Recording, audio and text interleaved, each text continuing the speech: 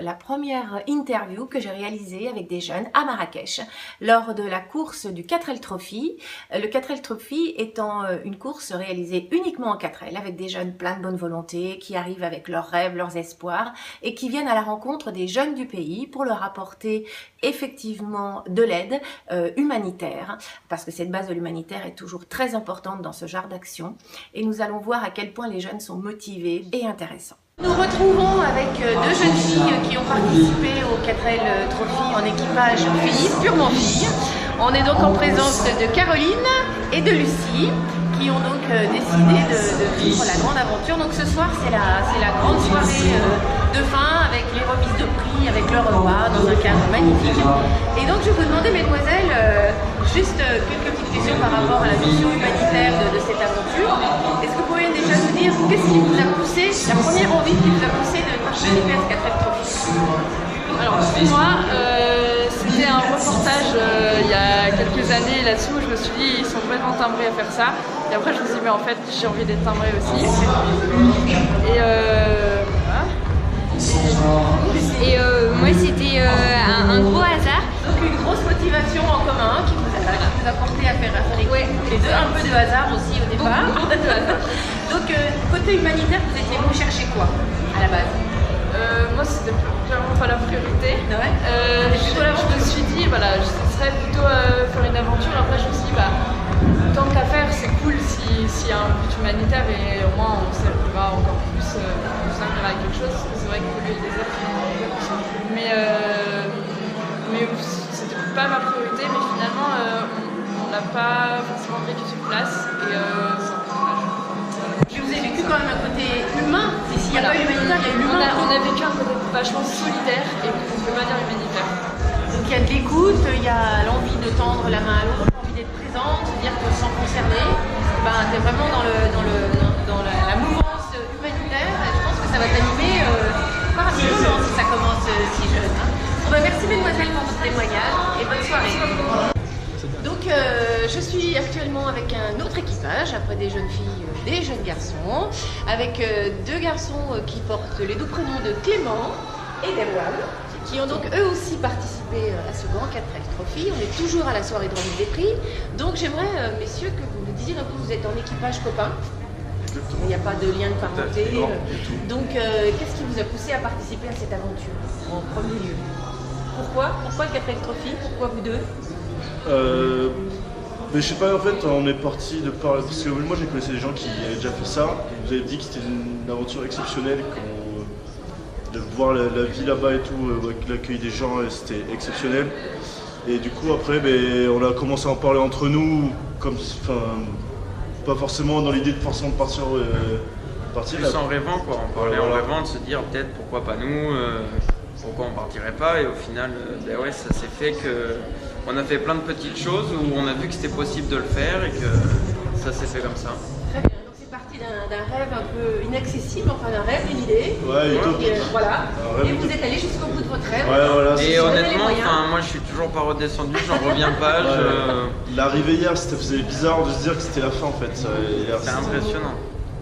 C'est sûr que quand c'est fini, ça doit être difficile parce que vous avez vécu des choses extraordinaires, j'imagine. C'était à la hauteur de vos espoirs, ça a correspondu, c'était encore mieux, c'était mieux.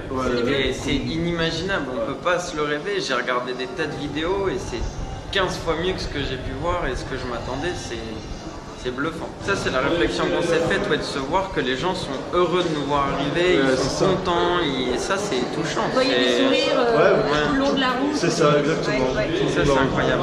Et les enfants, vous les avez un peu rencontrés aussi au travers de l'aventure ou pas plus que ça? Ouais, pas trop en fait. Pas énormément. J'aurais espéré qu'on les voit plus que ça en fait, qu'on ait plus de liens avec eux. Et finalement, on n'a pas tant que ça en fait pendant l'aventure. Donc vous, c'est le côté humain, vous l'avez surtout ressenti entre l'entraide entre vous entre et même avec les gens que vous avez pu rencontrer dans la rue. Et puis voilà, entre les habitants du Maroc, où là on va discuter, ils sont contents de nous offrir un thé. Enfin, il était minuit, on va chez eux, ils nous offrent le thé, on discute avec eux. Enfin, c'est génial. Donc l'aventure, elle serait à refaire? Si on disait on recommence tout de suite ou dans quelques jours? Moi je ne regretterais pas, en vrai je pourrais repartir. On le referait? Moi je le referais.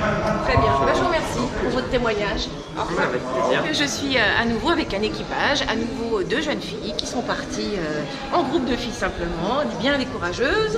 Donc là nous avons Célia et Stéphanie, donc deux copines j'imagine? Oui, c'est ça, 2 copines D'école. Donc est-ce que vous pouvez nous dire un petit peu de quoi est parti le projet, comment ça s'est mis en place, qu'est-ce qui vous a donné l'envie de participer à cette grande aventure? Déjà, c'était beaucoup diffusé à la télé, donc on aime bien l'aventure et surtout le côté humanitaire. Après c'est parti, c'est vrai qu'on a commencé à en parler en cours, comme quoi on avait toutes les deux envie de le faire en voyant des amis avant partir. Et c'est vrai qu'après le côté humanitaire nous a vraiment donné envie de partir, le fait de pouvoir aider d'autres personnes. Ça vous a tout de suite semblé possible ou au départ c'était quand même un gros rêve? C'était un rêve au départ et après voilà, de pouvoir aider des personnes, ça donne aussi une certaine satisfaction. Ça a été un peu compliqué pour le financement au début.